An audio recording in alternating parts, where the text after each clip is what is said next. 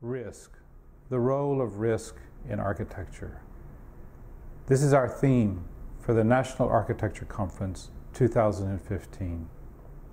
To be held in Melbourne, May the 14th to the 16th, this is a topic that needs discussion, commentary, discourse, and dialogue.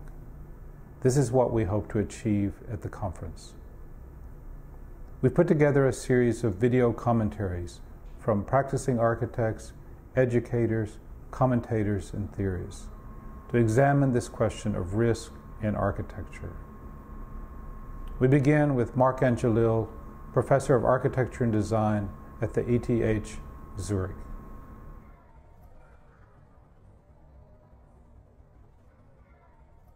Let me start with a discussion I had with my father, who was in the insurance and reinsurance business. From his point of view, a risk, and he worked every day with this concept, was a construct. And it is a construct that has a real component as well as an imaginary component. The real component pertains to the question of when a catastrophic event might occur or not in a real setting, and the imaginary component is whether this catastrophic event is psychologically driven and puts you in a situation where you anticipate a real event, a real risk that might never occur. And from his vantage point, it was important that the degree of imaginary risk would be as high as possible.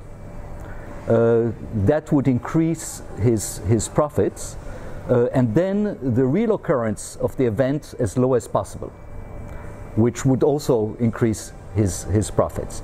So it is a concept that was developed primarily in other disciplines, in economy, in mathematics, in the insurance world, and it was a concept that had very little importance or no importance at all in our discipline of architecture or urban design.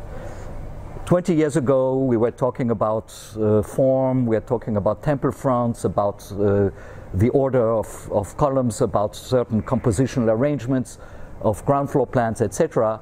And today, suddenly, risk has become an important phenomena that we have to face in our discipline. In other words, our discipline has changed in the last few decades, and the concept of risk entered the fields through the introduction of managerial techniques in whatever we do in the office or on the construction site.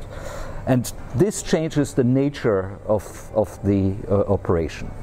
I would argue that several decades ago we were more willing in the architectural atelier to take risks, to also explore and to do research, and at the same time accept the fact that one might fail. Failure, ultimately, if it is recognized, contributes to the advancement of knowledge and to the advancement of the specific field at issue. With risk now being at the forefront, people in the architectural atelier that deal with clients and contractors have the tendency to try to minimize risk, irrespective of whether it's real or imaginary.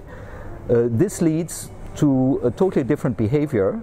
It promotes, let's say, normative responses to certain problems.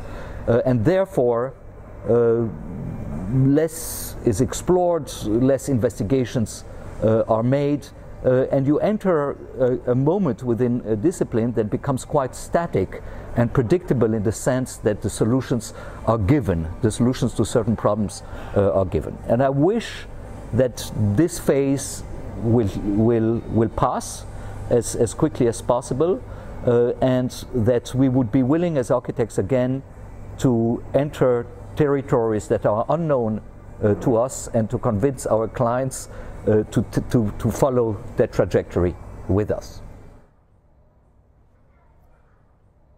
The guarantee of a certain result, a certain performance of a structure has very much to do with solutions that you already know.